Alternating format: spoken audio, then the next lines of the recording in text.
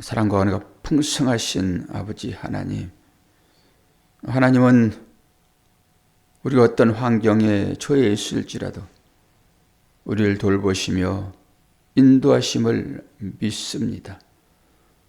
오늘도 하나님께서 우리의 손을 이끄시고 마음을 독려하여 주 앞에 나오게 한 것은 하나님의 사랑과 은혜가 풍성히 내려져 있다는 사실을 확인합니다.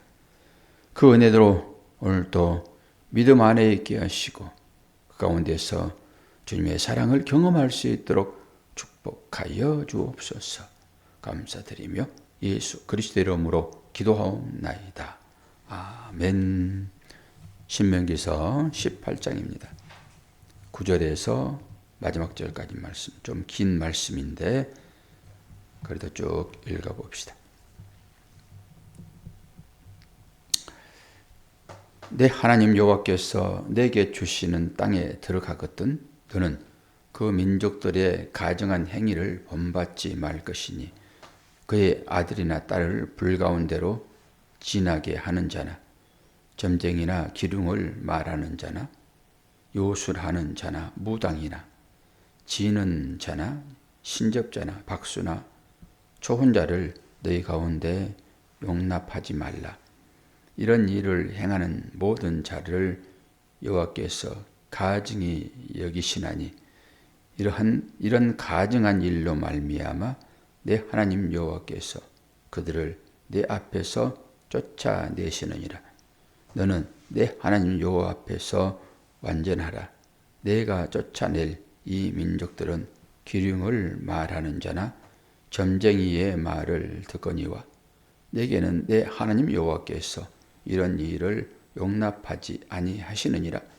내 하나님 여호와께서 너희 가운데 내 형제 중에서 너를 위하여 나와 같은 선지자 하나를 일으키리니 너희는 그의 말을 들을지어다.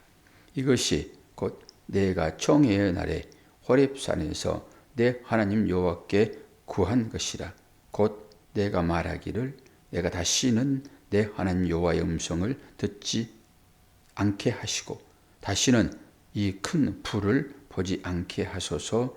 두렵건대 내가 죽을까 하나이다 하며 여호와께서 내게 이르시되 그들의 말이 옳도다. 내가 그들의 형제 중에서 너와 같은 선지자 하나를 그들을 위하여 일으키시고 내 말을 그 입에 두리니 내가 그에게 명령하는 것을 그가 무리에게 다 말하리라. 누구든지 내 이름으로 전하는 내 말을 듣지 아니하는 자는 내게 벌을 받을 것이요 만일 어떤 선지자가 내게 전하라고 명령하지 아니한 말을 제 마음대로 내 이름으로 전하든지 다른 신들의 이름으로 말하면 그 선지자는 죽임을 당하리라 하셨느니라. 내가 마음속으로 이르기를 이 말이 여호와께서 이르신 말씀인지 우리가 어떻게 알리요 하리라. 만일 선지자가 있어 여호와의 이름으로 말한 일에 증언도 없고 성취함도 없으면 이는 여호와께서 말씀하신 것이 아니요 그 선지자가 제 마음대로 한 말이니 너는 그를 들어야지 말지니라. 아멘. 말씀의 제목을 한번 보세요. 거짓 예언과 바른 예언. 거짓 예언이 어떤 것이고 바른 예언이 어떤 것일까요? 물론 문자적으로 오늘 이 말씀을 잘 보면은 거짓 예언은 어떤 사람이 하고 바른 예언은 어떤 사람이 하는지가 나타나 있죠. 이제 거짓 예언하는 자를 쭉 들어보면은 10절부터 나오죠. 점쟁이, 기륭을 말하는 자, 요술하는 자, 무당, 지는 자. 이 지는 자는 마술로 묶다 이런 말이에요. 마술. 지금 우리가 쇼를 할 때, 쇼를 볼 때 마술하는 쇼를 보잖아요. 요게 이런 얘기 아니에요. 그건 우리가 즐길 수도 있는 문제예요. 그것도 속이는 것이라서 속이는 것이라서 합당하지는 않지만은 재밌잖아요. 뭐 그걸 속여서 뭐 그 사람을 지옥으로 끌고 가겠습니까? 그게 사람들이 기술 배워가지고 살짝 속이는 거죠. 여기서 마술 먹다 이런 건 다른 차원이죠. 진언하는 자, 신접한 자나 박수나 초혼자 이런 사람들이에요. 이런 사람들을 용납하지 말아라 라고 하는 것입니다. 초혼자는 어떤 것일까요? 헌을 불러들이는, 이게 어디에서 등장을 합니까? 사울이 사무엘이 죽음으로 인해 가지고 하나님의 말씀을 못 듣잖아요. 하나님께서 이렇게 하라 그러면 우리는 그 말에 신임하지요. 우리는 약하니까 그렇죠. 하나님께서 능력자이시고 그러니까 그분의 말씀을 따라서 행동하는 거죠. 약한 자는 그러잖아요. 자기보다 힘이 센 자의 말을 듣게 돼 있잖아요. 어떤 위기에 봉착을 하게 되면은 그런 거죠. 그러니까 사울도 사무엘이 죽으니까 하나님께 나가야 되는데 이 사울이 누구를 찾아갑니까? 그 엔돌로 찾아가가지고 그 신접한 여인을, 이게 무당입니다. 이게 초혼자예요. 초혼자를 불러 올리는 것입니다. 이게 이 사람 찾아가가지고 진짜로 사무엘을 부르잖아요. 사무엘상에 가게 되면 그게 나와 있죠. 한번 쫙 보십시오. 이것에 대한 여러 가지의 말들이 있어요. 성경에 기록된 것이니까 이건 뭐냐라고 하는 거잖아요. 그리고 사무엘의 영이 올라오잖아요. 그리고 그걸 보고 여기에는 이제 진짜 이 사람들이 그렇게 할 수 있느냐라고 할 때 제대로 된 천국관을 가지고 있다 하게 되면은, 구원론을 가지고 있다 하게 되면은 이건 분별을 할 수가 있지요. 사람은 한번 죽으면은 천국, 즉 낙원이나 지옥에 가게 되어 있습니다. 거기서 벗어날 방법이 없어요. 그래서 부자와 나사로가 그런 환경이잖아요. 나올 수 있다 하게 되면은 부자가 나와가지고 자기 형제들한테 얘기를 해야 되겠죠. 그게 안 된다라고 하는 거예요. 그러면 이건 뭘까요? 사무엘의 그 혼이라고 하는 영혼이 올라와가지고 신접한 여인에게 보여지잖아요. 그런데 그건 이제 사울에게는 안 보여지죠. 그러니까 이런 세계관, 성경관이 사로잡혀 제대로 정리되어 있지 않으면은 이런 데서 혼란이 오는 거예요. 그럼 뭘까요, 이게? 이게 초혼자들이 하는 행위란 말이에요. 아니, 사탄이 무슨 짓을 못합니까? 양의 탈을 쓰고 이리 행세를 하는 것이, 이리가 양의 탈을 쓰고 행세하는 것이 사탄이잖아요. 그러니까 이런 것에 현혹될 필요는 우리가 전혀 없지요. 그러니까 이게 왜 이런 일을 합니까? 사울이 자기가 불안하니까 이 전쟁에서의 승리를 장담할 수 없으므로 어떻게 하면은 하나님의 이름으로, 사무엘의 이름으로 전쟁을 치를까 이런 거잖아요, 지금. 이렇게 현혹한단 말입니다. 그것도 현혹된 거죠, 지금. 성경에 써 있으니까 다 진실이야, 이렇게 볼 것이 아니라 그 성경이 뭘 말하고 있는지를 봐야 되겠죠. 그걸 뭘 말하고 있는지. 오늘 가짜 예언과 진짜 예언에 대한 얘기니까, 뭐 가짜 예언자들은 오늘 쭉 어떤 사람들의 그 행위를 통해 가지고 일단 얘기를 했고, 그러나 뒷부분 15절부터 이제 한 선지자를 일으키리라 라고 얘기를 하잖아요. 한 선지자를 일으키리라. 당연히 참 선지자는 앞으로 오게 될 예수 그리스도를 예표하고 있겠지요. 참 선지자는 예수 그리스도 한 분밖에 없어요. 그리고 다른 사람들은 진짜냐 참이냐라고 했을 때, 거짓이냐 진짜냐라고 했을 때 그 중에서 소수의 무리만 진짜로 참으로 남게 되고 나머지는 거의 거짓 선지로 등장을 하게 됩니다. 이사야나 예레미야나 이런 사람들은 참 선지자잖아요. 그리고 거짓 선지자는 말이 없습니다. 수많은 사람들이 등장을 하잖아요. 예레미야에서도 예레미야 하나 참선자이고 나머지 전부 거짓 선지자들. 이렇게 보면서 그러면 참 선지자는 어떤 말을 하고 거짓 선지자는 어떤 얘기를 하겠는가? 그리고 이 시대에도 똑같이 참 말씀이 있고 거짓 말씀이 있을 거잖아요. 어디를 가서 여러분이 참 선지자, 거짓 선지자를 볼 거예요? 여러분에게 말씀을 전하는 자예요. 나머지는 속지를 않아요. 나머지는. 세상에서 어떤 얘기를 한들 믿음 좋다고 하는 여러분이 그 사람들의 말에 유혹돼 가지고 거기에 빠겠습니까? 그러면 거짓 선지자는 누구예요? 말씀으로 장난치는 사람들이에요. 이것을 강도라 얘기합니다. 성경에서는. 그러면 이 말씀의 진리를 어떤 식으로 깨달아야지만이 저 사람이 참말을 하는지, 참말 하지 않으면 거짓말하는 거잖아요. 반대편에 있는 것이니까. 참말과 거짓말을 이제 살펴보셔야 되겠죠. 여기에 나와 있는 이 사람들을 여러분은 찾아가지 않을 것입니다. 점쟁이를 찾아갈 거예요.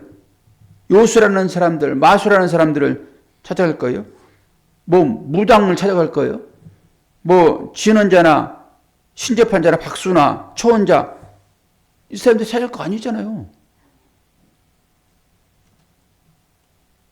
그러면은 당연히 그 사람들은 아니니까 그럼 나머지 것들은 다 참 예언자입니까?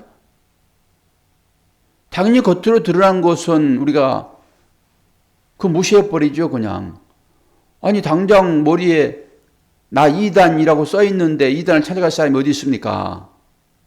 나 무당이라고 써 있는데 그거를 찾아가냐고요. 어떤 권사님들은 그걸 또 간다고 하더라고요. 예, 가서 점을 본대요. 그러니까 그 사람들은 하나님을 그런 식으로 평가하는 거죠. 하나님이 누구인지를 전혀 모르는 거예요. 그러니까 이 타이틀도요. 그 자신을 살펴보셔야 됩니다. 이런 부분에 있어서. 간판 걸어놓고 그 정문으로 들어가지 않을지라도 후문으로 들어간다니까. 후문으로. 그럼 후문으로 들어간 것이 무엇인가라고 하는 거잖아요. 지금. 정문으로는 절대 안 들어갑니다. 우리 여기 교회에 오다 보면은 그 밑에 내려가는 그 문 앞에다 뭐라고 써놨어요? 권사님 보셨어요? 후문으로 들어오세요 해놨잖아요 지금. 그게 세상 최고의 즐거움을 갖다 줄 수 있는 그런 장소잖아요. 댄스 교습사라는 이름으로 춤 배우는 곳이니까. 후문으로 들어오세요. 여기에도 많은 어떤 교훈이 우리한테 있지 않습니까? 그리고 러브텔을 우리는 들어가질 않겠지만은 거기도 전부 은밀하게 들어가는 것입니다. 일반 호텔들은 앞에 들어가기 쉬워요. 다 공개되어 있고요. 그런데 러브텔들은 차 들어가는데도 거기다 비늘막으로 해가지고 차가 싹 들어갈 때 누가 내린지를 못 봅니다. 우리가 그 선술집에 들어갈 때 그 바람막이로 비닐을 가려놓듯이 이렇게 전부 밑에까지 가려놨어요. 차는 들어갈 수 있어요. 다 쪼개져 있으니까. 근데 차가 들어가면은 그게 내려와가지고 속에 누가 탔는지 전혀 모릅니다. 이게 후문으로 들어간 거 똑같죠? 뒷문으로. 당당하지 않다라고 하는 거잖아요, 그게. 이제 우리가 그걸 봐야 되겠죠? 똑같이 호텔이라고 써놨어도 이 호텔이 뭘 하는 데인지를 이제 분별해야 되겠죠. 그러면은 교회라고 간판을 달아놨습니다. 근데 그 교회가 이단인지 아닌지를 어떻게 하냐고요? 권사님은 분별할 수 있습니까? 이단인지 아닌지? 아니, 이단이라고 써놓으면 누가 들어가요, 거기를. 신천지라고 써놓으면 누가 들어가냐고요. 하나님의 교회라고 써놓으면 일반 기독교인들이 그걸 갑니까? 안 가지? 이렇게 혼돈스럽잖아요. 아, 그들은 어차피 이단으로 정제되어 있으니까 우리는 안 가요. 그러면은 여기에 남아있는 사람들은 전부 다 양입니까? 이거 생각해 봐야 되잖아요.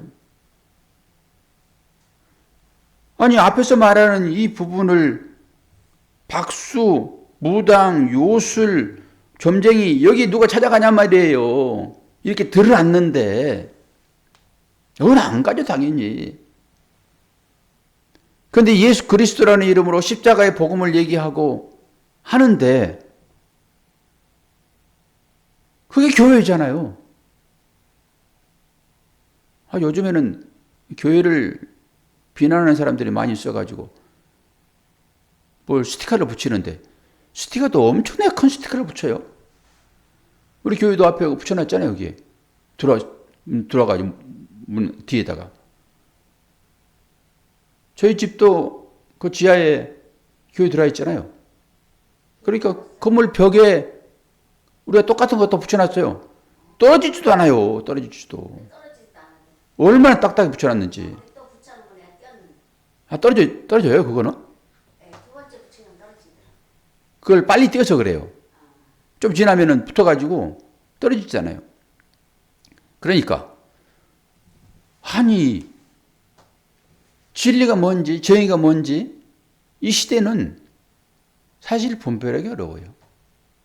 가짜가 더 진짜 같다니까요. 그럼 어떻게 할 것인가라고 한 거잖아요, 지금. 권사님은 저하고 이렇게 새벽 예배를 지금 12, 13년을 지금 같이 새벽 예배를 드리는데, 권사님도 뭐, 본교에 있고, 그럼 그 목자가 참 목자인지를 뭘로 가서 분별할 거예요? 뭘로 분별하세요? 간판 교회 그냥 붙여놓으니까 똑같잖아요. 무당이라고 써놓으면 거기 들어가요? 옆에 무슨 장군인가? 뭐 장군 들어왔잖아요, 지하에. 거기는 그러니까 우리가 안 갔잖아요. 써놨잖아요, 무당이라고, 거기에. 그럼 누가 들어가냐고요.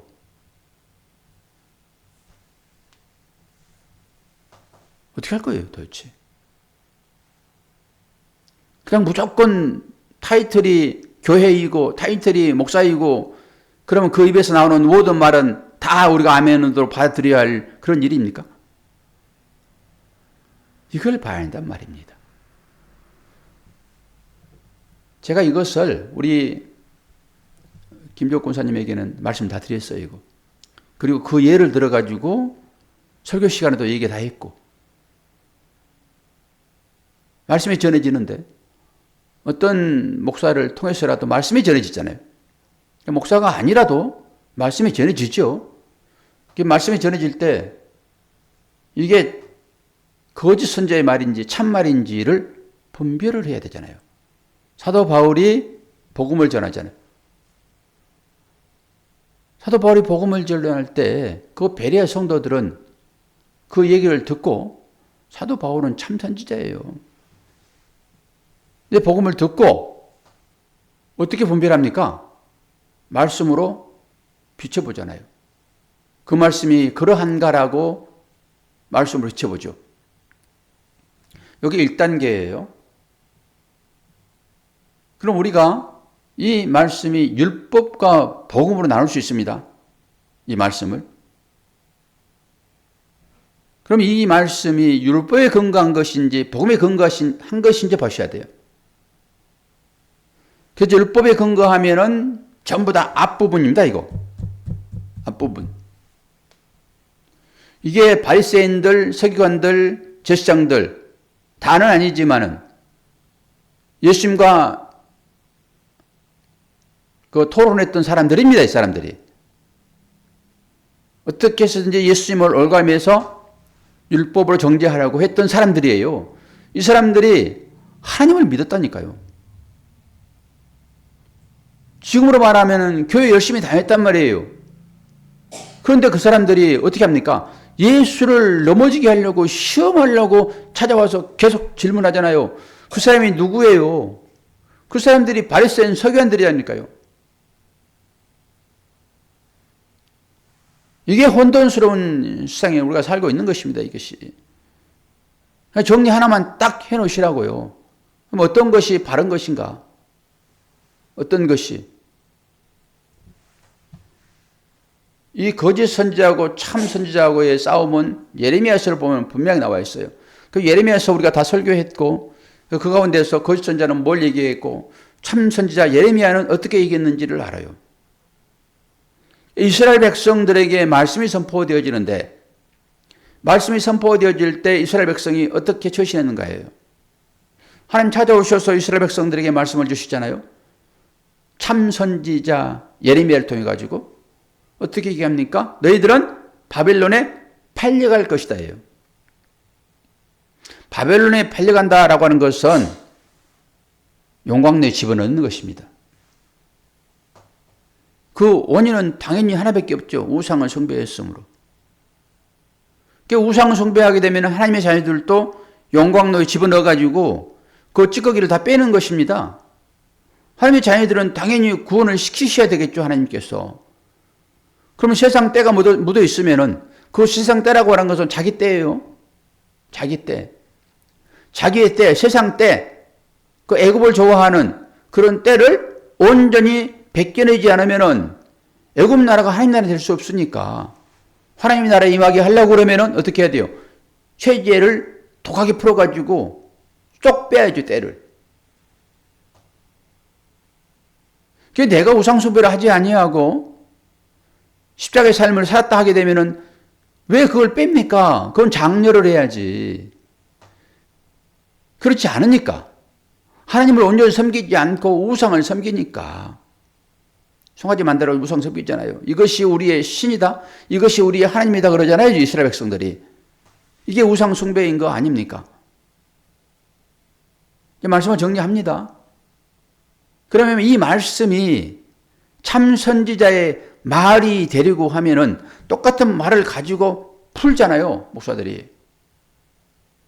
그러면 참 선지자의 말이 되려고 하게 되면은 이 말씀은 나한테 어떻게 다가와야 되는 거예요. 똑같은 얘기를 하는데.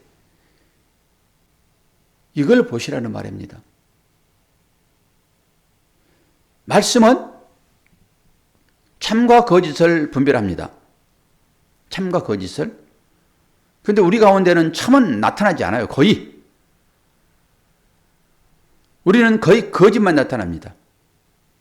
이 거짓이라고 하는 것은 딱 정리해버리면은 이웃을 사랑하는 것이 아니라 나를 사랑하는 거예요.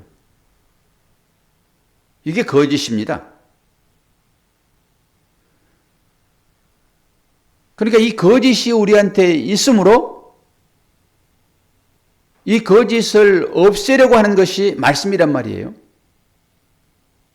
이 말씀이 우리한테 어떻게 들려지냐예요. 그럼 내가 어떤 말씀을 받았을 때 기쁜가예요, 결론은. 그러면 이 말이